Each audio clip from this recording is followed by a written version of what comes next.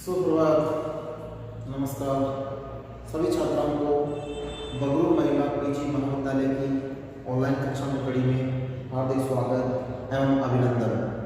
आज हम बीए और बीएड तृतीय वर्ष के विषय इतिहास के रूप में आधुनिक भारत का इतिहास जो हमारा प्रथम प्रश्न पत्र है उसकी चर्चा करेंगे, जिसका समय 1761 से लेकर 1971 तक का आधुनिक समय के रूप में माना गया है।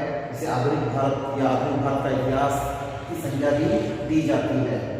उसी के आज टॉपिक और प्रकरण के रूप में पढ़ेंगे हम स्वदेशी आंदोलन जो भारत में हुआ, उसी के साथ होम रूल आंदोलन जो उसमें की महत्वपूर्ण घटना रही आज़ादी में सहयोग करने में, और तीसरा एवं लगाते हुए मुस्लिम सांप्रदायिकता के रूप में मुस्लिम लीग की स्थापना। अर्थात ये तीनों बिंदु हमारे उस समय के हैं जो कि भारत में 19वीं शताब्दी में आंदोलन की शुरुआत हुई 18 की क्रांति के बाद से, तब 20वीं शताब्दी के प्रारंभिक चरण में आने के बाद भारत में भारतीय लोगों के द्वारा अपने देश के स्वदेश प्रेम की भावना को आधार मानते हुए अपने देश को विदेशी अंग्रेजों के हाथों से मुक्त कराने के लिए जो आंदोलन चलाए गए, उन आंदोलनों में ये तीनों आंदोलन अपने आप में महत्वपूर्ण है, जिसमें सबसे पहले स्वदेशी आंदोलन, दूसरा होम रूल आंदोलन और तीसरा जो था फूट डालो राजपूत नीति के तहत मुस्लिम संप्रदायिकता के आधार पर मुसलमानों को भड़काते हुए अंग्रेजों ने मुसलमानों के लिए जो लीग जिसे कहते हैं मुस्लिम लीग की स्थापना की, वही उसकी मूल जड़ थी, जो कि 1947 में परिणाम के रूप में भारत के दो टुकड़े जो देखने को मिले हमारे हिंदुस्तान के, जिसमें एक का नाम पाकिस्तान और एक का नाम हिंदुस्तान रहा, वो मुस्लिम लीग का ही परिणाम माना जाता है। तो शुरुआत करते हैं हम प्रस्तावना के रूप में कि हमारे इन आंदोलनों का घटनाक्रम किस प्रकार घटित रहा और ये आंदोलन देश को राष्ट्रीय आंदोलन के रूप में आजादी दिलाने में अपनी भूमिका किस रूप में निर्वहन किया। तो शुरुआत करते हैं, तो देखते हैं कि स्वदेशी आंदोलन वहाँ से शुरू होता है जहाँ से भारत में 20वीं सदी में प्रारंभिक वर्षों में भारतीयों के द्वारा राष्ट्रीय आंदोलन को बल मिलने के बाद सभी राजनीतिक संघर्ष के साथ साथ भारत में जो स्थिति देखने को मिली, उसमें महत्वपूर्ण स्वदेशी आंदोलन की स्थिति थी, जिसमें भारतीयों के द्वारा स्वदेशी वस्तुओं को अपनाने और विदेशी वस्तुओं का बहिष्कार करने, अंग्रेजों की नीतियों का विरोध करने, उनके सुधारात्मक कार्यों से संतुष्ट न होने आदि के परिणाम स्वरूप भारतीयों ने क्रांतिकारी विचारों के आधार पर होम रूल आंदोलन में भी अपना योगदान देते हुए समाज के हर तबके ने इसको आगे बढ़ाने के लिए जोर दिया। अर्थात ये राष्ट्रीय आंदोलन के रूप में जुड़ गया और इन दोनों आंदोलन ने, स्वदेशी आंदोलन और होम रूल आंदोलन दोनों ने जुड़कर भारतीय आंदोलन को, जिसको कहते हैं स्वदेशी आंदोलन और होम रूल आंदोलन के आधार पर भारत को आजादी दिलाने के लिए आम लोगों के सहयोग से भारत में अनेक परिवर्तन देखने को मिला। जैसे भारतीय कला, साहित्य, संगीत, विज्ञान, उद्योग और आदि क्षेत्रों में कई प्रकार के बदलाव जो देखने को मिले, वो इसी आंदोलन के फलस्वरूप देखने को मिले, क्योंकि इन आंदोलनों के माध्यम से भारतीयों ने अंग्रेजों की उन नीतियों का विरोध किया जो भारत में भारत विरोधी नीति के रूप में, फूट डालो राजपूत नीति के रूप में भारत में प्रसारित की जा रही थी। इसीलिए भारतीयों ने स्वदेशी वस्तुओं को अपनाने पर बल दिया, विदेशी वस्तुओं का बहिष्कार किया, यहाँ तक कि भारत में उनका प्रतिरोध भी किया। जगह जगह हड़तालें और व्यापक जन आंदोलन चलने लगे और उसी के परिणाम स्वरूप फायदा उठाकर अंग्रेजों ने अपना पक्ष मजबूत करने के लिए मुस्लिम संप्रदाय जो पूर्व संप्रदाय के रूप में था, बहुत कम संख्या में था, उनको अपने पक्ष में करने का निर्णय लिया और उनको फूट डालो राजपूत नीति के तहत अपने प्रभाव में कर लिया। और उसी भावना के फलस्वरूप भारत में राष्ट्रीय आंदोलन में मुस्लिम संप्रदायिकता का उदय हुआ, जो 20वीं शताब्दी के तीसरे दशक में, 20वीं शताब्दी के तीसरे दशक में स्वाभाविक रूप से देखने को मिली, क्योंकि उस समय तक आते आते मुस्लिम लीग ने अपना प्रभाव दिखाना शुरू कर दिया और भारत में राष्ट्रीय आंदोलन में इन्होंने अपनी अलग से मांगे रखकर अपना अलग से वर्चस्व स्थापित किया और धीरे धीरे इसी के परिणाम स्वरूप भारतीयों में अपने संस्कृति, अपने राष्ट्र प्रेम आदि भावनाओं के जागृत होने से यह आंदोलन अपनी चरम पराकाष्ठा पर पहुंचा और अंत में जब मुस्लिम लीग ने अपनी मांगे रखी, इसी के परिणाम स्वरूप भारत में द्विराष्ट्र सिद्धांत भी लागू किया गया और अंत में 1947 में इसी मुस्लिम लीग के परिणाम स्वरूप भारत के अर्थात हिंदुस्तान के जो प्राचीन भारत था उसके 2 टुकड़े कर दिए गए, जिसमें एक पाकिस्तान और दूसरा हिंदुस्तान। तो ये हमारी परिचय था कि किस रूप में तीनों आंदोलनों ने अपना योगदान दिया। अब हम बारी बारी से एक एक को पढ़ेंगे। सबसे पहले जानेंगे स्वदेशी आंदोलन क्या है। स्वदेशी शब्द से पता लगा है स्व यानी स्वयं, स्वयं की जो चीज है था, जैसे इसका प्रेम, स्वदेश प्रेम, तो यहाँ पर स्व का तात्पर्य स्वयं से है और स्वदेश का मतलब हमारे देश से, अर्थात अपने देश की जो वस्तुएं थी उनको अपनाना, अपने देश के प्रति प्रेम रखना, वो अपने आप में स्वदेशी माना गया। स्वदेश, स्वदेश प्रेम, ये ऐसी भावनाएं जो भारतीयों में बढ़ने लगी और उस स्वदेश और स्वदेशी भावनाएं के आधार पर स्वदेशी वस्तुओं का, स्वदेशी वस्तुओं का क्या करना शुरू किया, वस्तुओं का उपयोग ज्यादा किया जाने लगा, स्वदेशी वस्तुओं का उपयोग किया जाने लगा, और विदेशी वस्तुओं का क्या किया जाने लगा, विदेशी जो वस्तुएं थी उन विदेशी वस्तुओं को क्या किया गया, बहिष्कार किया गया, बहिष्कार अर्थात उनको क्या कर दिया गया, बहिष्कृत कर दिया गया, उनको निष्कासित कर दिया गया, भारत से बाहर निकालने के लिए उनको अपनाने पर रोक लगा दी गई। इसलिए विदेशी वस्तुओं का बहिष्कार किया गया, स्वदेशी वस्तुओं को उपयोग में लेने पर बल दिया गया। इसी को स्वदेश, स्वप्रेम, स्वदेश प्रेम के नाम से भी जाना जाता है। तो ऐसी घटनाएं इस आंदोलन के दौरान देखने को मिली जो अपने आप में स्वदेशी आंदोलन के रूप में जानी जाती है, क्योंकि भारत में एक डेमोनियन साम्राज्य के रूप में, जिसको हम कहते हैं डेमोनियन राज्य के रूप में भारत को स्वतंत्र करने के लिए भारतीयों ने जो मांगे रखी वो इस स्वदेशी आंदोलन के दौरान ही रखी। उदारवाद जो था वो ब्रिटिश सरकार में विश्वास रखता था, किंतु ब्रिटिश सरकार ने उदारवादियों की मांगों को नहीं माना। तब भारत में धीरे धीरे परिवर्तन देखने को मिला और धीरे धीरे कांग्रेस में उग्रवाद के रूप में दूसरा दल उभर कर आने लगा। और उसी समय 1905 में लॉर्ड कर्जन का जब शासनकाल था गवर्नर के रूप में, उन्होंने 19 या 20 जुलाई को 1905 को बंगाल विभाजन की घटना के रूप में बंगाल के 2 टुकड़े कर दिए। ये अपने आप में एक महत्वपूर्ण घटना थी, जिसको हम बंगभंग की घटना भी कहते हैं और बंगाल विभाजन के नाम से भी जानते हैं। इस बंगाल विभाजन में 19 जुलाई 1905 को लॉर्ड कर्जन के द्वारा जब बंगाल का विभाजन किया गया अर्थात उसकी घोषणा की गई, उसके बाद भारत में जगह जगह जनता ने इसका विरोध किया और इस विरोध को खुली चुनौती के रूप में भारतीयों ने ब्रिटिश सरकार के विरुद्ध उग्र आंदोलन अपनाने पर बल दिया। देखते देखते 1907 में आते आते कांग्रेस में सूरत अधिवेशन के आधार पर 2 भागों में बंटने के बाद एक नरम दल और एक गरम दल के रूप में कांग्रेस 2 भागों में बंट गई और लगातार दोनों ने अपनी नीतियों के आधार पर अंग्रेजों का विरोध करना शुरू किया। और इस अंग्रेजी विरोध के शुरू होने के बाद ही 7 अगस्त 1905 को बहिष्कार प्रस्ताव पारित किया गया। सुरेंद्रनाथ बनर्जी आदि नेताओं ने देश के दौरे पर निकलते हुए अलग अलग जगह घूमकर विदेशी वस्तुओं का बहिष्कार किया। जैसे भारत के लिवरपूल और मैनचेस्टर के रूप में जाने जाने वाले जो स्थान थे उनका उन्होंने विरोध किया। यह आंदोलन धीरे धीरे जोर पकड़ने लगा, विदेशी माल के बहिष्कार का नारा बुलंद होने लगा। भारत में कई क्षेत्रों में अंग्रेजों के कपड़ों का अर्थात उनकी बिक्री पर जो थी 5 से 15% कमी हो गई, अर्थात विदेशी माल को भारतीयों ने खरीदना और काम में लेना धीरे धीरे बंद कर दिया।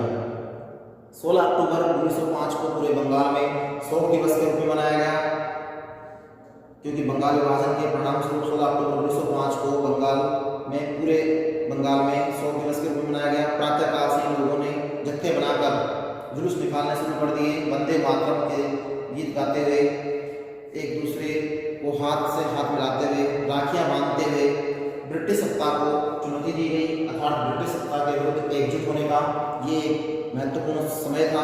धीरे धीरे भारत में लगभग 7,500 लोगों ने एकजुट होकर स्वदेशी आंदोलन के रूप में पूरे भारत में इस आंदोलन को प्रसारित किया अर्थात फैलाया। तिलक ने विशेषकर बंबई और पुणे में इस आंदोलन का प्रचार प्रसार किया। क्योंकि बार पूछा जाता है कि तिलक ने स्वदेशी आंदोलन को कहाँ पर प्रसारित किया। 1905 में इसका उदय हुआ और स्वदेशी आंदोलन का जब प्रसार हुआ तो तिलक ने कहाँ पर इसकी भूमिका निभाई, महाराष्ट्र में। तिलक के द्वारा स्वदेशी आंदोलन का जो परिचय दिया गया वो किया गया महाराष्ट्र में, अर्थात महाराष्ट्र और पुणे विशेष रूप से आता है। महाराष्ट्र और पुणे में उन्होंने इसका योगदान किया। इस रूप में गणेश उत्सव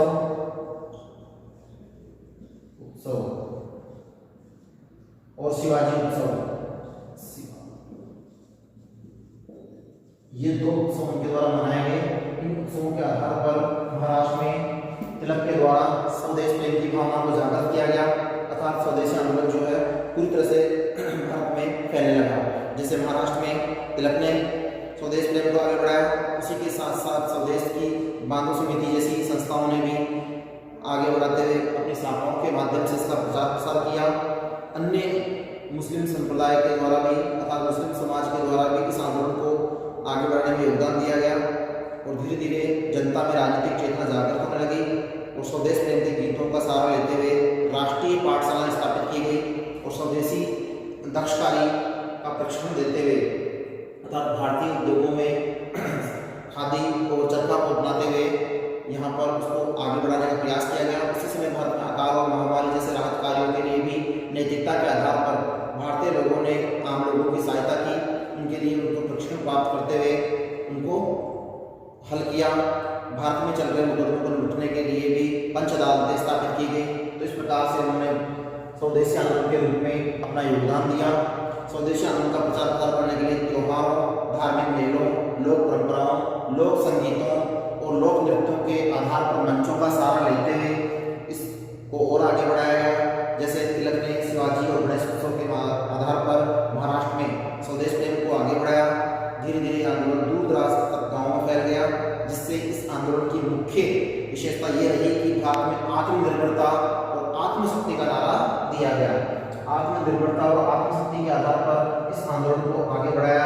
इसके द्वारा भारतीयों के द्वारा कि भारतीयों में आत्मनिर्भरता होनी चाहिए और आत्मशक्ति का नारा देते हुए स्वावलंबन को आधार मानते हुए भारत के गाँव में आर्थिकता और सामाजिकता के पुनरुत्थान के लिए रचनात्मक कार्यों को करने पर भी इस स्वदेशी आंदोलन में बल दिया गया। तो ये अपने आप में प्रसार में महत्वपूर्ण है।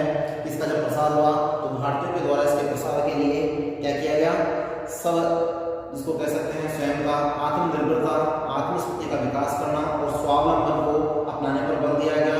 उसी के परिणामस्वरूप आर्थिक और सामाजिक पुनरुत्थान के लिए भी रचनात्मक कार्य किए गए, जिसमें बंगाल में नेशनल कॉलेज की स्थापना की गई, जिसके प्राचार्य महर्षि अरविंद बने। क्योंकि महर्षि अरविंद जो थे उन्होंने भी अपने शैक्षणिक विचारों के आधार पर भारत में युवाओं को ज्ञान दिया और उसी के साथ साथ राष्ट्रीय शिक्षा में टैगोर की शिक्षा नीति, जिसमें शांति निकेतन जो था वो भी अपने आप में महत्वपूर्ण थी। उसी नीति की तर्ज पर महर्षि अरविंद ने बंगाल में नेशनल कॉलेज की स्थापना की थी। 1906 में राष्ट्रीय शिक्षा परिषद का गठन किया गया। भारतीय जनता को साहित्य, वैज्ञानिक और तकनीकी के क्षेत्र में शिक्षा देने के लिए नवीन शिक्षा की नीति को अपनाने पर बल दिया गया। शिक्षा के माध्यम से स्वावलंबन, आत्मनिर्भरता, स्वदेश प्रेम और राष्ट्रीय भक्ति को जागृत करने का नारा भी दिया गया। उसी के साथ साथ कारखानों, जिसको कह सकते हैं स्वदेशी कारखानों, स्वदेशी प्रेम भक्ति की भावना को जागृत करने पर बल दिया और स्वदेशी उद्योगों को बढ़ावा देने की नीतियों को प्रसारित किया। तो इस आधार पर स्वदेशी आंदोलन का प्रसार पूरे भारत में फैल गया। अब है प्रसार के बाद महत्व कि स्वदेशी आंदोलन का जब प्रसार हो गया, फैलाव हो गया, तत्पश्चात इसका महत्व किस रूप में देखा जाए। तो स्वदेशी आंदोलन को हम महत्व के रूप में इस रूप में देख सकते हैं कि भारतीय स्वाधीनता का एक पहला चरण था जब भारत में भारतीयों के द्वारा अपनी स्वतंत्रता के लिए इस आंदोलन को एकजुट होकर संचालित किया गया। भारत के कई हिस्सों में इस आंदोलन को राजनीतिक चेतना के रूप में संचालित किया गया। ये जन आंदोलन माना गया। इस आंदोलन ने औपनिवेशिक विचारधारा और विदेशी सत्ता को कमजोर कर दिया, क्योंकि अंग्रेजों ने उपनिवेश के आधार पर भारत में जो अधिकार किया हुआ था उस भावना को धीरे धीरे कमजोरी मिली, अर्थात धीरे धीरे कमजोर होने लगी और भारतीय संस्कृति और भारतीय गौरव और भारतीय ज्ञान जो है भारतीय सांस्कृतिक जीवन को प्रभावित करने लगा और उसी के फलस्वरूप भारतीयों में एकजुट होकर एकमत होकर नवीन जनमत का निर्माण करने की भावना का विकास हुआ। उसके लिए स्वदेशी आंदोलन अपने आप में महत्वपूर्ण उत्तरदायी माना गया। यह है अपने आप में इसका महत्व कि विदेशी सत्ता को हिलाने में अर्थात उपनिवेशिक विचारधारा को कमजोर करने में इस स्वदेशी आंदोलन ने अपनी महत्वपूर्ण भूमिका निभाई, जिसने अपने देश प्रेम के प्रति एकमत होकर भारतीयों में जनमत का निर्माण करने में भी अपनी महत्वपूर्ण भूमिका को निभाया। अतः वास्तव में हम कह सकते हैं कि स्वदेशी आंदोलन उपनिवेशवाद के विरुद्ध, स्वदेशी आंदोलन क्या था? उपनिवेशवाद के विरुद्ध अपने आप में एक पहला राष्ट्रीय आंदोलन था, जो भावी राष्ट्रीय आंदोलन के रूप में नींव के रूप में जाना जाता है। इसको राष्ट्रीय आंदोलन की नींव कहा जाता है, क्योंकि स्वदेशी आंदोलन के माध्यम से भारतीयों में अपने देश प्रेम की भावनाओं का जागरण हुआ और उसी के फलस्वरूप उन्होंने विदेशी सत्ता को उखाड़ फेंकने के लिए अपने आप को सक्षम माना और उसी भावना के आधार पर उन्होंने एकजुट होकर भारतीय एकमत का भी क्या दिया? परिचय दिया। ये था स्वदेशी आंदोलन और उसका महत्व। 3 पॉइंट हमारे क्लियर है। अब चौथा पॉइंट लेते हैं, होम रूल आंदोलन। होम रूल आंदोलन क्या था और किस रूप में था और कैसे इसको संचालित किया गया था? क्योंकि ये भी अपने आप में स्वदेशी आंदोलन से ही मिलता जुलता है। होम यानी घर, रूल यानी नियम, स्वयं के नियम, घर के नियम, अर्थात भारत में भारतीयों के नियम चलने चाहिए, न कि ब्रिटिश सत्ता के नियम चलने चाहिए। इसीलिए इस आंदोलन को होम रूल आंदोलन के रूप में चलाया। और किसके द्वारा चलाया गया? हालांकि होम रूल आंदोलन को तिलक के द्वारा प्रसारित किया गया, लेकिन तिलक के साथ एक विदेशी महिला जो आयरलैंड की थी, जिसका नाम था एनी बेसेंट, उसके माध्यम से यहाँ पर थियोसॉफिकल सोसाइटी की स्थापना की गई और उस थियोसॉफिकल सोसाइटी के माध्यम से उसकी शाखाएं खोलते हुए पूरे भारत में उसका प्रचार किया गया। और यहाँ तक कि इसी एनी बेसेंट के सहयोग से कांग्रेस का भी उन्हें वापस विलय किया गया, जो 2 भागों में बटी हुई थी 1907 में, तो 1916 में जाकर वापस तक उन्हें एक हो गई। तो वो हम पढ़ेंगे इसी में होम रूल आंदोलन के रूप में, होम रूल की स्थापना के बाद। होम रूल की स्थापना किस कारण से हुई, उसके कारण क्या थे, उसके उद्देश्य क्या थे, उसका महत्व और प्रभाव भी देखेंगे कि होम रूल किस रूप में रहा। तो देखिए, सबसे पहले होम रूल आंदोलन को पढ़ेंगे। मार्ले मिंटो सुधार अधिनियम, जो 1909 का सुधार अधिनियम है, सुधार के नाम पर दिखावा था, क्योंकि अंग्रेजों ने भारतीयों की कमजोरी को पकड़ते हुए हिंदू मुसलमानों के आधार पर सांप्रदायिक दंगे करवाने के लिए, अर्थात मुस्लिम सांप्रदायिकता का फायदा उठाते हुए उन्होंने मुसलमानों को अलग से पृथक से निर्वाचन का अधिकार दिया गया। वो अपने आप में अनुचित था, जिसका राष्ट्रीय कांग्रेस ने भी विरोध किया और उसका अन्य दलों ने भी उसका, अर्थात स्वदेशी आंदोलन के नेताओं ने भी उसका विरोध किया। तो मार्ले मिंटो सुधार अधिनियम 1909 में पारित होने के पश्चात भारतीय राजनीति में अशांति का वातावरण उत्पन्न हो गया। अंग्रेजी नेताओं ने उग्रवादियों को भी अपना विरोधी मानते हुए उनका विरोध करना शुरू किया। उग्रवादी नेताओं ने उदासीन वातावरण में पुनः आशा का संचार करते हुए 1914 में आते आते प्रथम युद्ध का आरंभ हुआ। तब भारतीयों के लिए अंग्रेजी सरकार से भारत की रक्षा की बात करने के लिए एक अधिनियम पारित करवाया गया, जिसे भारत रक्षा अधिनियम के नाम से भी जाना जाता है। तो 3-4 ऐसे कारण थे जिसके फलस्वरूप होम रूल आंदोलन जो है वो प्रारंभ हुआ। होम रूल आंदोलन के उदय होने के कारणों में बात करें तो पहला कारण हम यही कह सकते हैं कि ब्रिटिश सरकार के भारत में किए जाने वाले सुधार अपर्याप्त या दिखावा, क्योंकि अंग्रेजों ने जो भारत में सुधार किए वो भारतीयों के लिए पर्याप्त नहीं थे, अर्थात वो दिखावा मात्र बनकर रह गए। दूसरा, सरकारी दमन के विरुद्ध प्रतिक्रिया। सरकार ने भारतीयों के सुधारात्मक कार्यों को दबाने के लिए दमनकारी नीति को अपनाया और वो दमनकारी नीति ही अपने आप में प्रतिक्रिया के रूप में उनका विरोध बन गई।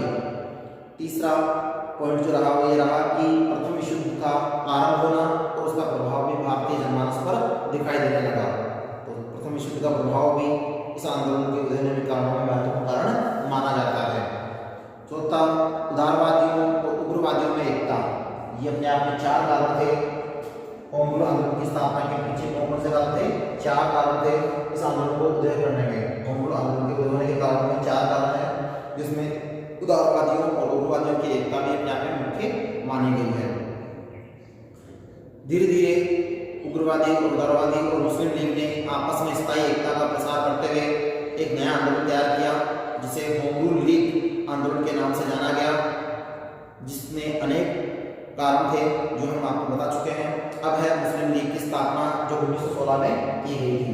मुस्लिम लीग की स्थापना जो है 1916 में की गई थी। मुस्लिम लीग की स्थापना, अब मुस्लिम लीग की स्थापना 1916 में की गई, तो किस रूप में की गई और इसका क्या रहा? होम रूल आंदोलन, तो मुस्लिम लीग होम रूल आंदोलन जो था वो किस रूप में रहा और उसके किस रूप में उसके दे हुए। तो अब लेते हैं होम रूल आंदोलन की स्थापना को 1916 के आधार पर। होम रूल आंदोलन 1916 में होम रूल आंदोलन जो शुरू हुआ वो किस रूप में हुआ। भारत में राष्ट्रीय आंदोलन के इतिहास में गोखले और फिरोजशाह मेहता के बाद दादाभाई नौरोजी तथा सुरेंद्रनाथ बनर्जी आदि नेता व्रत हो चुके थे। उसी समय देश में अनेक नेतृत्व करने वाले नेताओं में मुख्य रूप से तिलक और उसी के साथ साथ विदेशी नेताओं की बात करें तो उनमें था श्रीमती एनी बेसेंट आगे आई, जो कि आयरलैंड की रहने वाली थी। वह एक उत्कृष्ट वक्ता थी। उन्होंने भारत में थियोसॉफिकल सोसाइटी की स्थापना की।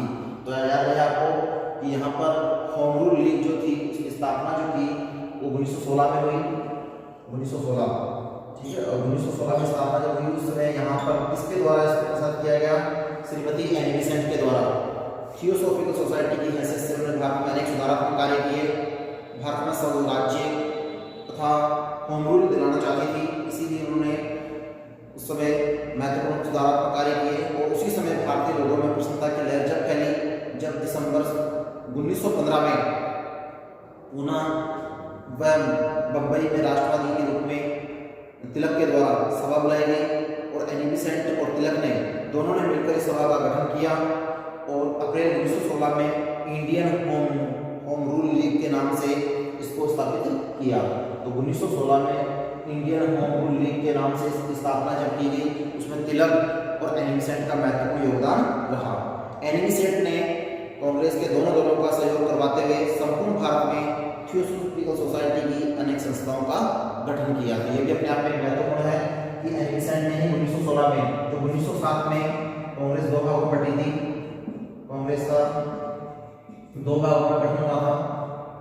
कांग्रेस दो भागों में, उस दो भागों में बंटने के बाद वापस से पुनः जो उसका हुआ मिलन, वो 1916 में दोनों एक हो गए, अर्थात धर्मदल और नरमदल जो थे दोनों क्या हो गए, वापस एक हो गए। कांग्रेस वापस 1916 में क्या हो गई, एक। धर्म नरमदल दोनों में क्या किया गया, समझौता कर लिया गया 1916 में। तो किसके सहयोग से हुआ ये, एनी बेसेंट के सहयोग से। दोनों दलों में सहयोग करवाते हुए भारत में उन्होंने प्रचार प्रसार किया किसका, थियोसॉफिकल सोसाइटी का। तो ये थी होम रूल लीग। अब है होम रूल लीग के उद्देश्य। देखिए ये आंदोलन जो चला वो हिंदू राष्ट्रवाद से प्रभावित था।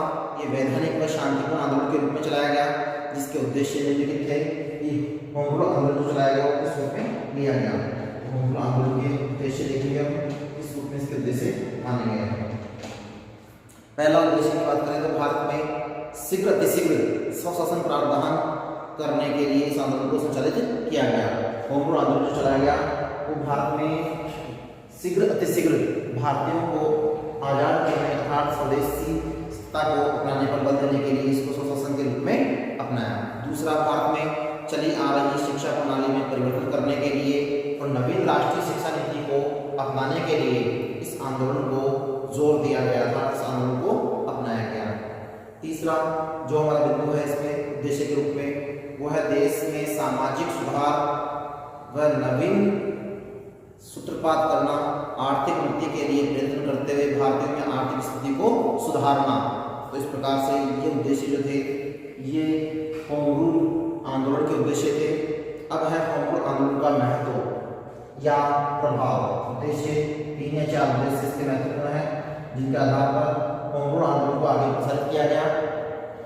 अब है महत्व और प्रभाव। यद्यपि होम रूल आंदोलन का कोई विशेष महत्व या सफलता इस रूप में नहीं मिली, किंतु फिर भी इसका प्रभाव भारत के प्रत्येक क्षेत्र में देखने को मिलता है। जैसे भारतीय नागरिकों में राष्ट्रीय आंदोलन के प्रति रुझान बढ़ना तथा रुचि दिखाई देना, साथ ही साथ इस आंदोलन से भारतीय लोगों में नेतृत्व करने की क्षमता का विकास होना। तो ये अपने आप में महत्व भी है इसका और इसका प्रभाव भी है कि भारतीय अब क्या करने लगे, एकजुट होकर अपनी बात को रखने के लिए नेतृत्व करने लगे, आंदोलन का सहारा लेने लगे और उन्हीं से साथ में त्याग की भावना और बलिदान की भावना भी क्या होने लगी, जागृत होने लगी। तो ये अपने आप में इस आंदोलन का महत्वपूर्ण उद्देश्य के साथ साथ परिणाम है जो प्रभाव के रूप में दिखाई दिया। दूसरा, इस आंदोलन ने ऐसे उदारवादी नेताओं को और उनकी नीतियों को कमजोर कर दिया और उग्रवादी मांगों के आधार पर अपने हित के लिए मांग रखते हुए एक नया नारा दिया और स्वदेश प्रेम के लिए राजनीतिक रंगमंच भी तैयार किया। ये भी अपने आप में इसका होम रूल आंदोलन का प्रभाव देखने को मिलता है कि इसमें उग्रवाद के रूप में उन्होंने अपनी मांग रख रखी, वो अपने हित के लिए उचित थी, जैसे स्वदेशी आंदोलन। तीसरा जो रहा इस आंदोलन का प्रभाव स्वरूप जो देखने को मिलता है, ब्रिटिश सरकार को अपनी नीतियों में परिवर्तन करना पड़ा, क्योंकि ब्रिटिश सरकार जो थी उसने झुककर क्या करना स्वीकार कर लिया, अपनी नीतियों में परिवर्तन करना स्वीकार कर लिया, क्योंकि ब्रिटिश नीतियां जो थी वो भारत विरोधी थी और अब भारतीय जान गए थे कि उनको किस प्रकार से विरोध करना है। इसीलिए अंग्रेजों ने क्या किया, अपनी नीतियों में परिवर्तन करना शुरू कर दिया था। उनका प्रभाव इस रूप में देखने को मिला कि ब्रिटिश सरकार ने अपनी नीतियों में परिवर्तन करना शुरू कर दिया। तो ये थे होम रूल की स्थापना के साथ उसके कारण, उद्देश्य, महत्व या उसके प्रभाव जो 1916 में स्थापित हुई होम रूल लीग, उसी के महत्व को इस रूप में बताया गया है। इसी के साथ साथ इस आंदोलन का प्रभाव न केवल भारत तक सीमित रहा बल्कि इसका विदेशों में प्रभाव पड़ा, क्योंकि होम रूल लीग आंदोलन जो चला वो एनी बेसेंट के प्रयासों से, तिलक के सहयोग से इसको प्रसारित किया गया, जो पूरे भारत में नहीं बल्कि विदेशों में भी इसका प्रभाव देखने को मिला। इस आंदोलन के फलस्वरूप इंग्लैंड और अमेरिका में भी राजनीतिक के द्वारा इस आंदोलन की प्रशंसा की गई। तो ये देखिए आंदोलन इस प्रकार ज्यादा प्रचारित हुआ कि बाहर भी इस आंदोलन का प्रभाव देखने को मिला।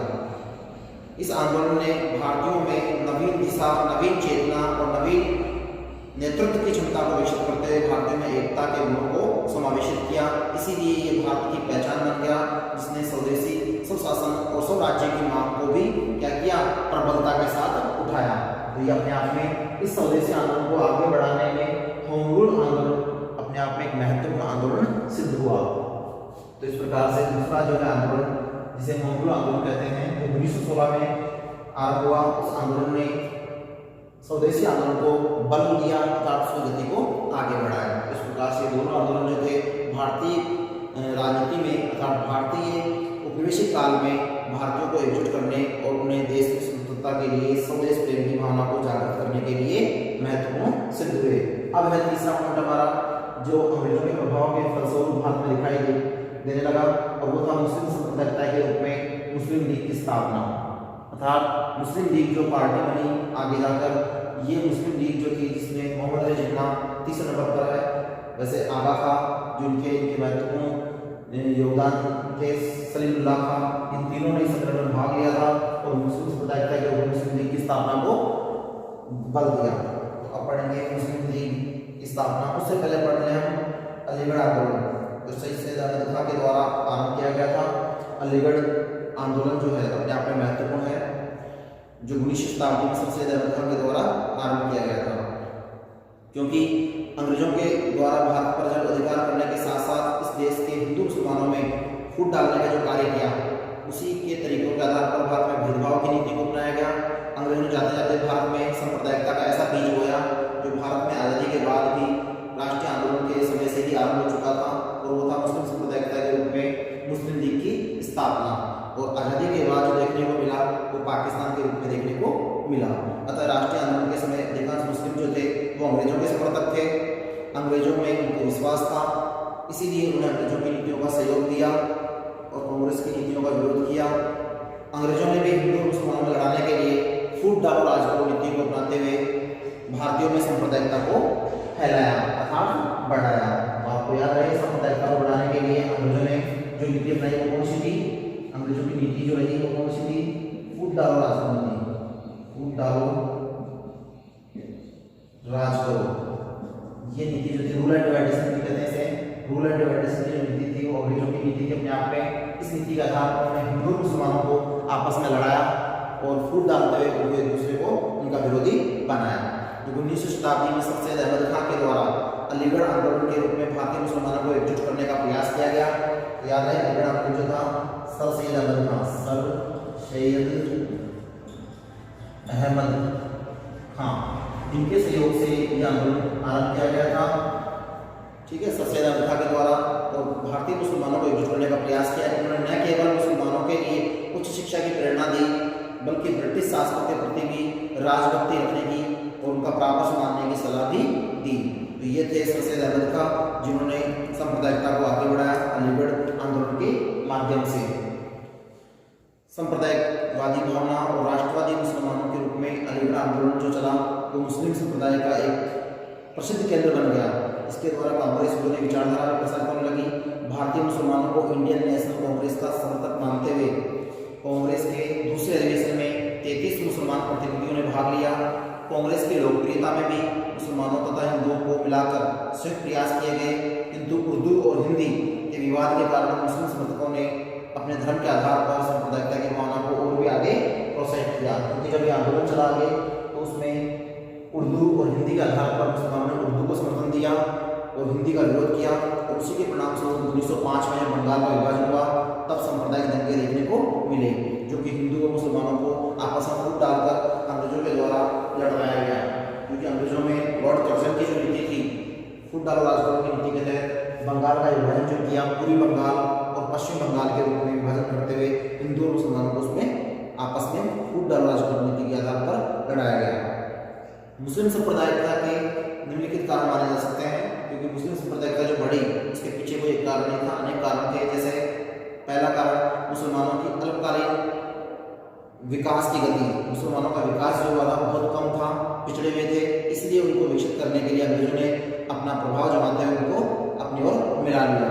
दूसरा, 18 स्थान के प्रतिरोध में मुस्लिम संप्रदाय का बढ़ता हुआ प्रभाव, क्योंकि 18 स्थान की क्रांति के समय में मुसलमानों का प्रभाव देखने को मिलता है, इसीलिए उन्होंने अपनी बात इन्हें कमजोर करने के लिए, अपनी ओर मिलाने के लिए, उनके प्रभाव को दबाने के लिए सांप्रदायिकता को अपनाया। तीसरा, मुसलमानों का बढ़ता हुआ आंदोलन, कौन सा? अलीगढ़ आंदोलन। यह आंदोलन चलते हुए सेक्शन के रूप में आगा खान ने सबसे आगा खान ने इसको आगे बढ़ाया, और उसी के फलस्वरूप ये प्रभाव जो है अंग्रेजों को देखने को मिला। उग्र हिंदू धार्मिक आंदोलन, भारत में कई प्रकार के उग्र धार्मिक आंदोलन भी संचालित किए जा रहे थे जो हिंदू धर्म के आधार पे थे, वो भी सांप्रदायिकता के बढ़ावा देने में महत्वपूर्ण रहे। और पांचवा, ब्रिटिश नौकरशाही की भूमिका। ब्रिटिश नौकरशाही में लॉर्ड जो था, जिसको नाम था मेघालय, उसकी अंग्रेजी शिक्षा नीति जो थी भारत में बहुत ज़्यादा प्रभावी हो चुकी थी, और उस नीति के परिणाम स्वरूप ब्रिटिश नौकरशाही की भूमिका भारतीयों में एक बाबू तक बनकर रह गई थी। उसी के साथ मुस्लिम लीग पूर्ण रूप से अस्तित्व में आ गया, और 1 अक्टूबर 1906 को मुस्लिम शिष्टमंडल ने एक राजनीतिक दल के रूप में अपना स्थान रखते हुए, अपना वर्चस्व रखते हुए, अपने स्वतंत्र अस्तित्व को स्वीकार करते हुए अधिकारी, जो ब्रिटिश अधिकारी था मिंटो, उसके समक्ष एक पत्र प्रस्तुत किया जिसमें मुसलमानों के लिए अलग से मांगे रखी गई। तो देखिए, अलग से मांगे रखी गई मुसलमानों के द्वारा, वो कब रखी गई? 1 अक्टूबर 1906 को। इस रूप में मुस्लिम शिष्टमंडल के रूप में इसको रखी गई, मिंटो को रखी गई। और क्या मांगे थी? कि मुसलमानों को सरकारी सेवाओं में उचित अनुपात में स्थान मिले। दूसरा, नौकरियों में प्रतियोगिता का स्तर को समाप्त किया जाए। तीसरा, प्रत्येक उच्च और मुख्य न्यायालय में मुसलमानों को भी क्या बनाया जाए? न्यायाधीश बनाया जाए। चौथा, नगर पालिकाओं और पालिकाओं में दोनों समुदायों को अपने अपने प्रतिनिधि भेजने की सुविधा मिले। तो ये भी अपने आप में महत्वपूर्ण था। मुसलमान ने अपने अलग से मांगे रखते हुए इसके आधार पर, मुस्लिम लीग के आधार पर अपनी मांगे रखी, और उन मांगों के आधार पर अंग्रेजों से अपनी नीतियों को मनवाया। ये पहला अवसर था कि वायसराय के निमंत्रण पर विभिन्न मांगों को मुस्लिम एकता के रूप में मुस्लिम ऑल इंडिया कॉन्फ्रेंस के नाम से राजनीतिक संगठन बनाया गया, और उसी दिन अखिल भारतीय मुस्लिम संगठन का जन्म हुआ, जिसे मुस्लिम लीग कहा जाता है। और ये दिन कब का था? मुस्लिम लीग की स्थापना का 30 दिसंबर 1906। मुस्लिम लीग की स्थापना जो हुई 30 दिसंबर, याद रहे, 30 दिसंबर